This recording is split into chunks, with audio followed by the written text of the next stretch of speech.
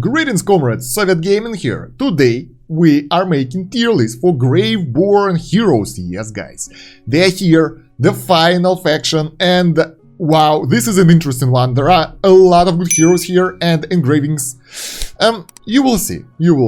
So the first one is gradual. E30 will give a shield increase of the value, so 40% more for the shield of gradual's attack rating, which is actually good, but I think it doesn't help him to do more damage, because that kind of lowers the damage, because the shield is more powerful. Overall, I wouldn't call it crazy good, it's useful, specifically since gradual is kind of useful in the endgame in the Alna team, so it's not that bad. E60 though, during the battles, the time of all debuffs dealt to all allies by intelligence-based enemies is reduced by 20%, which is like, this is really situational, so if you want to use him against the intelligence heroes, okay guys, I won't lie to you, this is not good. So this guy goes to the C tier straight away simply because he's useful in the Alna team composition in the end game and in the bosses. So that shield will help him to protect his allies in the campaign. Overall, doesn't really worth to invest in him that much. Next one, Chimera. The problem with this Chimera that she really falls in the late game and nobody uses her those days, but just let's take a look. The silence increase the damage by 20%, and Wrath. After using the ultimate ability Tortured Souls, Chimera ignores all health requirements and receives the maximum damage increase, which lasts for 8 seconds. So overall, that doesn't give you that many boosts, that doesn't give you any good options for her, not changing the mechanics of the skills, so she will be in the F tier. You don't want to invest in her that much anyway, and those engravings will be mostly wasted, unless she will be rewarded. In the current situation, that doesn't worth it, guys. Okay guys, now Thoran. I know that you guys have been waiting for this, I've been waiting for this as well, and it's extremely horrible. So E30, for the resurrection, Thoran attack rating is increased by 20% for 10 seconds after being resurrected. Really nice, but his main role is Thoran cheese, and retaliation doesn't scale from his attack. Keep it in mind, because retaliation deals 200% of the damage dealt to Thoran back, so his attack rating doesn't matter that much, only basic damage buff which is non-existent, so this E30 is useless. E60, Taint, while cursed the enemy target, health recovery is reduced by 50%, which is not that good as well. While this might be useful, yes, lower health recovery might be useful, you really wouldn't want to build his engravings, because that will give him a lot of magical resist, a lot of defense and other stats, and most likely the damaging, like the critical damage nodes, won't pay off for increasing that defense that much, and your Thoran cheese will be less efficient and you most likely won't be able to reset it. So guys, I will put Thoran to the really end of the F tier. Don't invest in him unless you are sure that that will work. If things will change, if you guys have any evidence that Thoran cheese will be better with the engravings, let me know in the comments, and I will kind of let you know in the comments as well, because that's really important. You don't want to ruin one of your main team compositions for the campaign, right? Let's move on. Isabella. Now, this is really interesting. She was buffed a while ago, and now the engravings are really crazy. Not many people talk about those, but I think that those are kind of game-changing. So, E30, I don't know, RIP, will increase the critical steal by 10 points, which is actually really good. That will make your damage output way higher and the enemy critical ratings are lower, so that's a good one. And E60, now this one is really good. Each time Isabella has successfully cast a spell without being interrupted, her casting speed is increased by 5%. Ability can be stacked up to 5 times. So, she will ramp up and quite a lot. So it's 25% additional cast speed for a character like Isabella that can ramp up the damage quite a lot. So I think she kinda can become one of the best carries for the Graveborn tower, replacing Diamond or whoever you have there, Isolde maybe, Odin. So I would take a look at this really a lot. So I'll put her to something like A tier, because it's not confirmed. We don't really know if it will be crazy good, and her star bonuses gives only physical resist, so it's not that crazy, but overall, she can be really good. So next one is Nara. For the Impale, she will get additional 5% damage increase per second, which is like not that bad, but not that good as well, so it's like neutral bonus. And for the Terrify passive, single target can receive the effect of this ability up to 5 times within 10 seconds instead of 4 times. So it's one more stack of energy loss on the enemy, so it's okay, but it's not that crazy as well. So I don't know, I wouldn't say that those are really good. For the most Graveborns, you actually have some, I don't know, some bonuses for the stats, so we'll put her at the C tier, because she's actually a pretty good hero. She can be really situational for the Graveborns, and that will help her later on if you have engraved the important guys. Next one is Pharrell. Now for this guy, we have interesting mechanics here. For the Terrorize ability, now when fewer than 3 enemies are terrified, the enemies are stunned for 4 seconds instead of 3 seconds, so that means additional second of stun at the early fight before a lot of enemies are terrorized, which is really nice. So that's more crowd control in the early game, so it's nice. E60 Corrupted Spirit. Any spirit which are summoned due to one of the Pharrell's abilities will remain on the battlefield for 7 seconds instead of 5 seconds, so it's 2 more second duration for the spirits out of additional abilities, not from the passive, which will be essentially really good, but I would put him to the S tier, honestly. Like, this is a good ability. But since Pharrell is a support character, more or less control character, so he isn't your carry, you don't want to invest too much in him. So before that, you would like to build your carry, so if Isabella will be there at A tier, he will be at the B tier, and really worth building up, but only after you build your carries, because your carries will progress you through the tower way more. Next one is Bugden, my favorite character, but really useless right now. So E30 will give damage increase for his onslaught by 10%, which is like almost non-existent. E60 for the Spectral Surge. This is an interesting one, but I was still disappointed in it.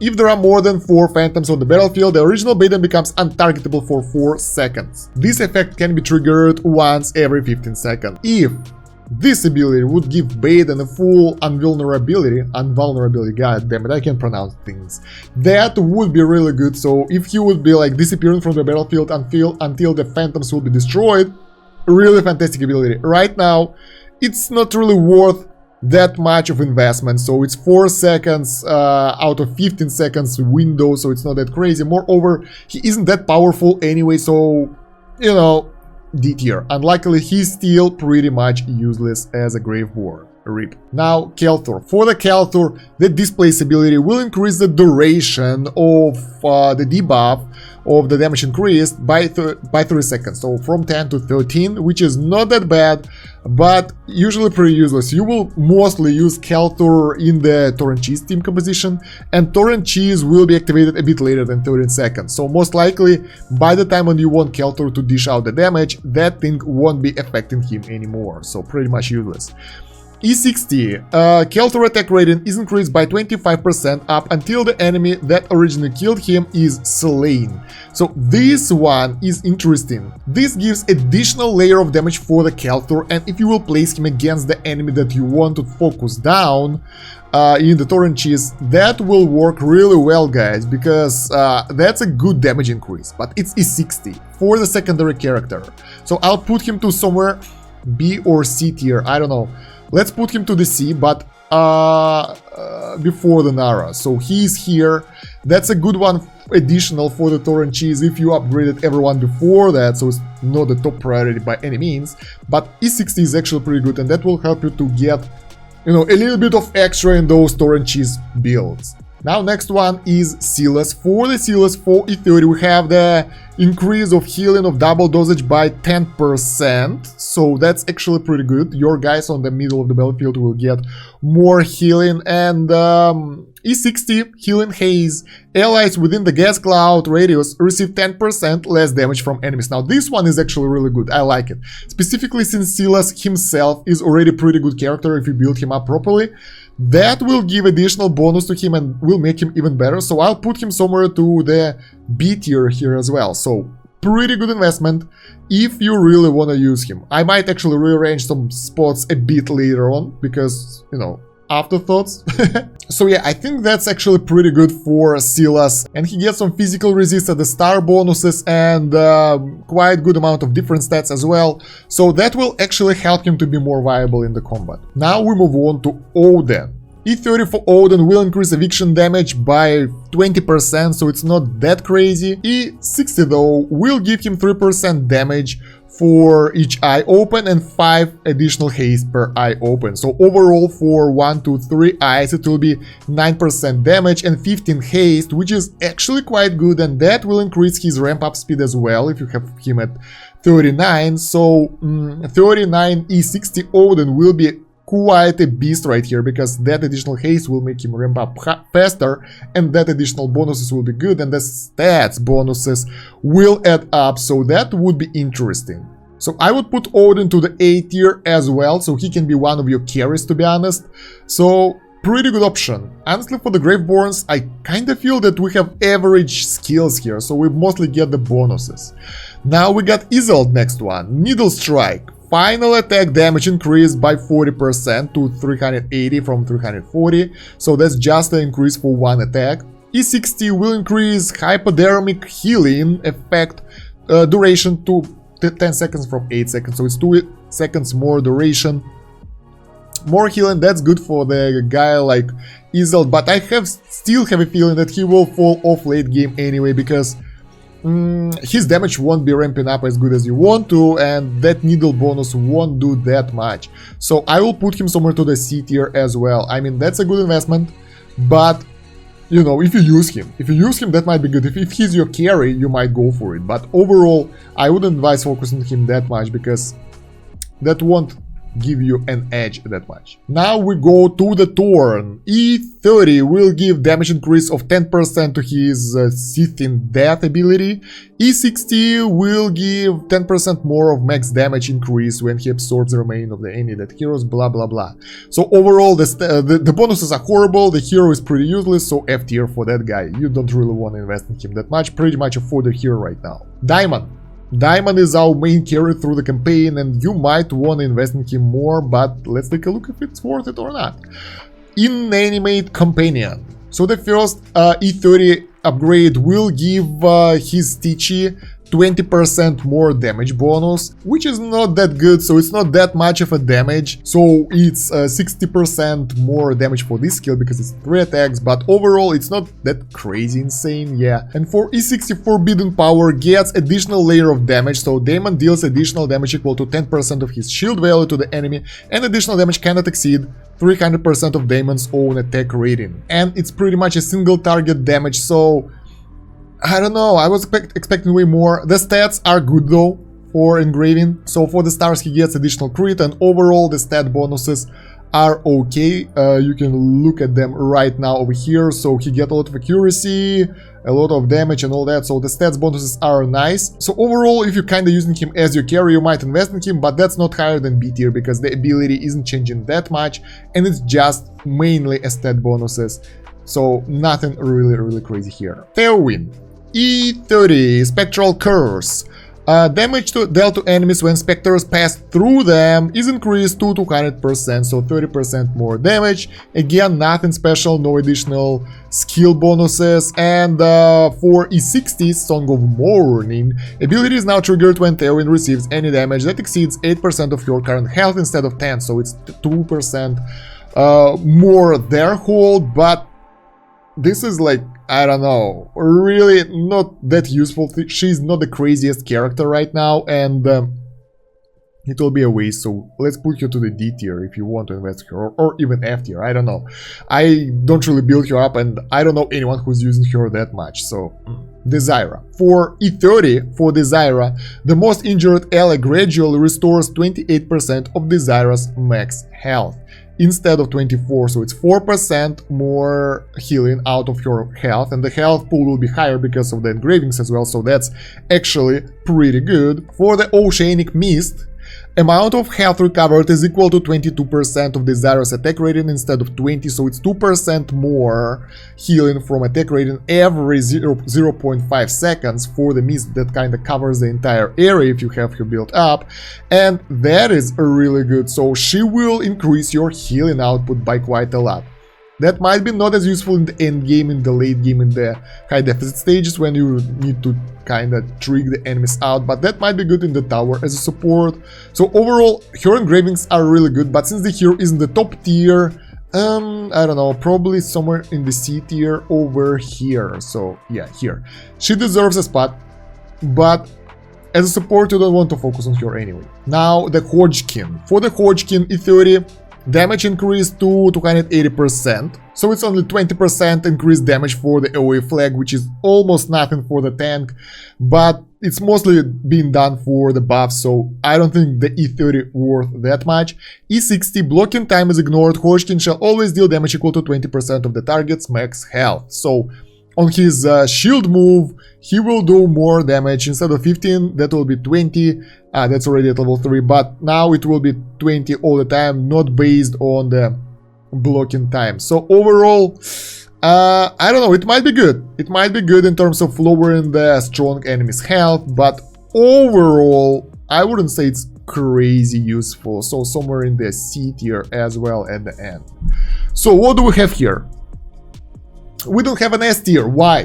Why we don't have an S tier? Because all the engraving bonuses for the Graveborns are kinda average. There are no some crazy cool skills. You might wanna put Isabella on the S tier if she'll be proven as a character who will kind of tear everyone down with your new skill set. I'm not sure about that. I mean, usually when I use her up in the combat, she is really good. But I don't know if that engraving things will change that much. Moreover, you need E60 for that. So right, we don't have the winner here. All the heroes are like okay.